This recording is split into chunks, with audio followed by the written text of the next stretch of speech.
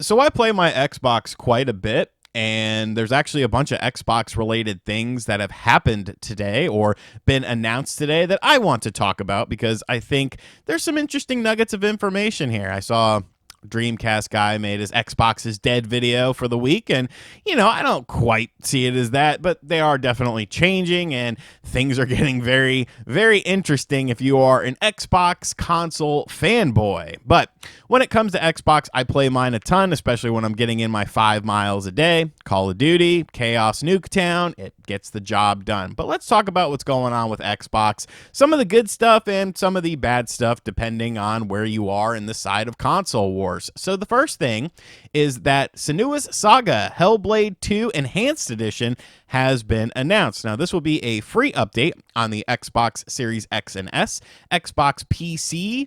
It actually says Xbox PC.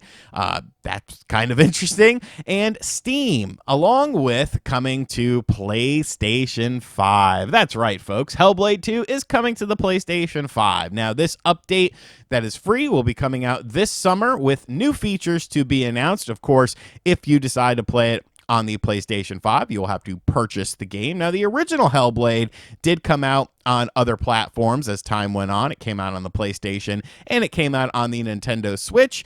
But, it's still very interesting to see Hellblade 2 coming over to the PlayStation 5. Now, I have to be honest with you, I definitely did not like Hellblade 2 nearly as much as I liked Hellblade 1. I thought Hellblade 1 was a super good game. It was very unique. It was very fun. It told a really good story. But Hellblade 2, it just seemed like with that elongated development cycle, like they could have done so much more with it. And they really didn't. And I felt like that was a bit of a missed opportunity with the game. It's a fine game, but I don't think it hits the highs that Hellblade 1 did. But now it's going multi-platform, so maybe PlayStation fanboys will act like Hellblade 2 is the greatest game ever after...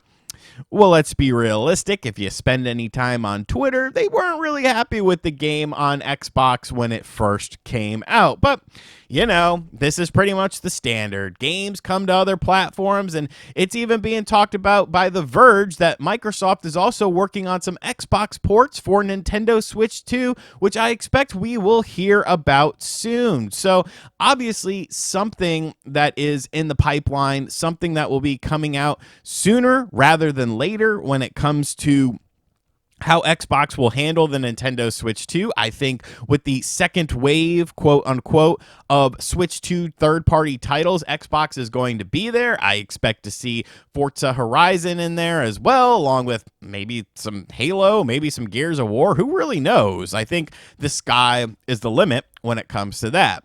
Xbox also announced retro classics that are included with Game Pass. Starting today, Game Pass members have access to 50 plus classic Activision games from the 80s or 90s. So there's over 50 restored and ready to play games for Xbox Game Pass members. There are community challenges, competitive leaderboards, all new challenge mode, high score rankings, and more. There are over 50 games such as Commando, Grand Prix, Kaboom, MechWarrior 2, Pitfall. It's the classic Activision games that you've seen a lot. Games like MechWarrior are a bit different because I don't think MechWarrior has been included in any of these compilations that Activision has done previously, and there is definitely a large following for the MechWarrior stuff. You can collect achievements with it as well. It'll be on Game Pass, on PC, console, and supported devices with cloud gaming, and they are saying that more games will be added over time. Now, they did a little trailer for it as well.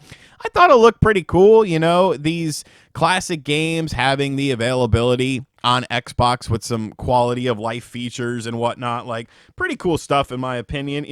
It adds value to Game Pass when you have things like PlayStation Stars being shut down over on PSN, which I mean, I never used that, but people that did use it are now learning today that PlayStation is shutting down the PlayStation Stars thing. If Xbox really wants Game Pass to kind of grow and stuff like that, I think they need to try some more things like that.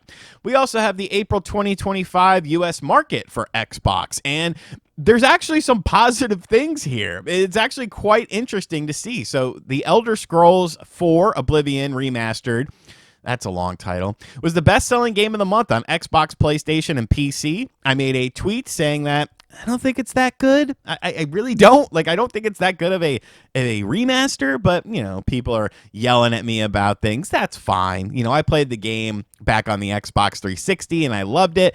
I don't know. It just kind of was a little bit weird. There was performance issues that seem to be added due to the remastered edition, especially on the Xbox is pretty much the best platform to play it on right now in terms of stability. There are tons of issues on PC, so but people are enjoying it, so that's cool with them.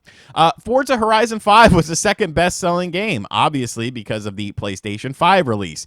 4 of the top 5 best-selling PlayStation games are published by Xbox. So, there is some level of strategy that is working with this. Obviously, you can get into the whole nitty-gritty about, they're devaluing their brand and consoles and stuff like that. But are they? Because Xbox Series X and S hardware grew 8% year over year. Now, that might have been some pre-tariff buying because we all know that Xbox raised the prices of all of their consoles. So that could be something, that might be something that is worth monitoring for the month of May to see what I'm sure is going to be a catastrophic plunge in terms of hardware going down, and 8% year over year growth in non-mobile subscription and things such as Game Pass. So, some good things, some bad things. They announced a whole bunch of new games coming to Game Pass Ultimate, Monster Train 2, Tales of